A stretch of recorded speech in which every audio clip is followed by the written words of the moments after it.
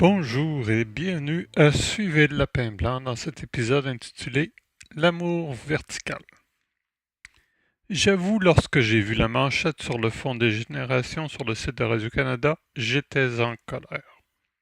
J'étais allé sur ce site parce qu'un blog que je suis parlait du décès de Stephen Hawking et je voulais en avoir plus d'informations. Finalement, j'ai oublié Hawking et je me suis concentré sur l'autre nouvelle.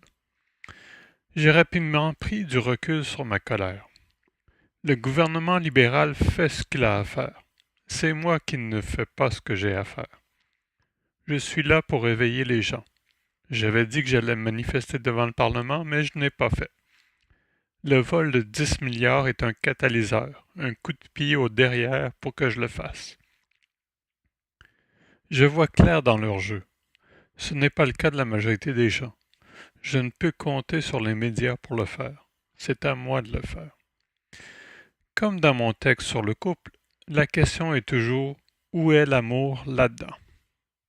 En regardant sur le présentoir des nouveautés à la bibliothèque hier, il y avait Être soi dans l'instant présent de Eckhart Tolle et Deepak Chopra. Le livre ne m'intéressait pas nécessairement, mais mon instinct me disait de l'emprunter, ce que je fis. C'est enfin une conférence que Tolle et Chopra ont donnée en 2013. À la fin, Wayne Dyer les rejoint sur scène sans que ce soit planifié. Dyer explique la série de hasards en guillemets qui l'amenèrent jusqu'à cet instant présent. Il explique qu'il y a deux temps. Un temps horizontal, c'est le temps qui nous est familier, où s'enchaîne une série d'événements, souvent en mode action-réaction. 2. Un temps vertical. Dyer dit que cette ligne du temps remonte jusqu'à Dieu, qu'elle est hors du temps horizontal, qu'elle est éternelle, où tout est déjà prévu. Citation, Wayne Dyer. Mais c'est au croisement de ces deux lignes que l'on peut voir que ces deux formes de temps fonctionnent simultanément. On voit littéralement que l'on fait des choix qui ont déjà été programmés comme toute chose. Eckhart Tolle et Deepak Chopra, Être soi dans l'instant présent, page 72. Notre ego nous fait croire que nous faisons tous ces choix librement, mais nous finissons toujours où nous devions être.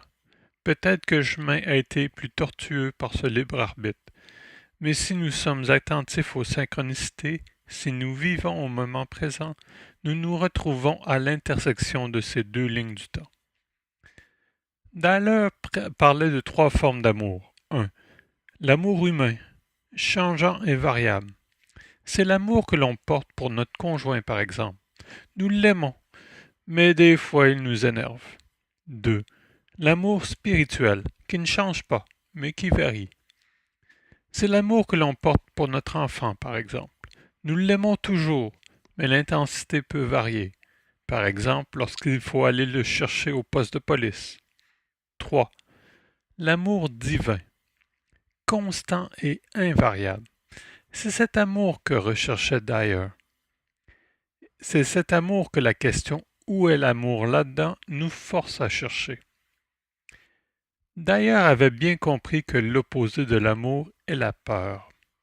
L'amour divin n'a pas de dualité, n'a pas d'opposé.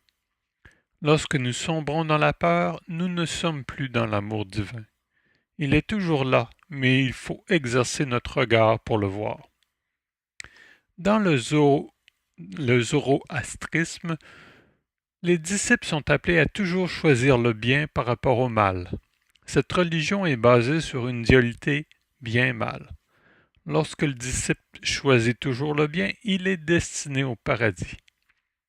Et si nous verrions plutôt le tout selon la dualité amour-peur, ne nous reprocherions-nous pas du divin en choisissant toujours l'amour sur la peur?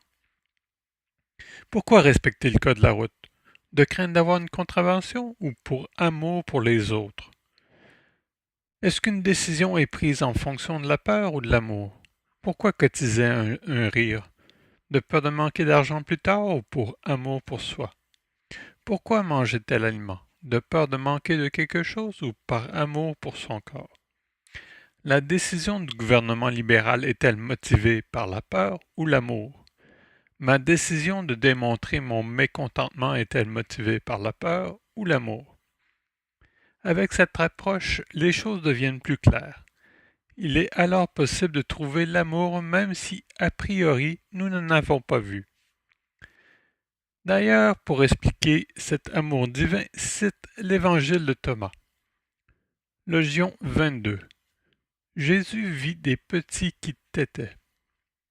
Il dit à ses disciples, ces petits qui têtent sont comparables à ceux qui entrent dans le royaume.